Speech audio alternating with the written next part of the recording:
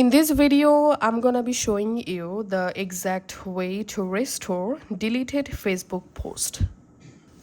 Once you delete video, photos, post or reels on your Facebook, Facebook stores your deleted post in the recycle bin for 30 days. So you can restore them anytime within this period. Now let's see how to do that. Just go to your Facebook and go to your profile. From your profile, tap on this three dot and tap on activity log. In here, you have to tap on this trash.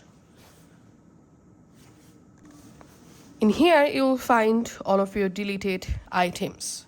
Now, to restore any of the post, video, reels, or photo from here, just select those posts you want to restore, then tap on restore,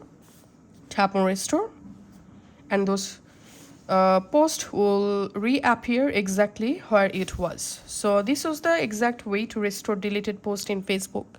Thanks for watching.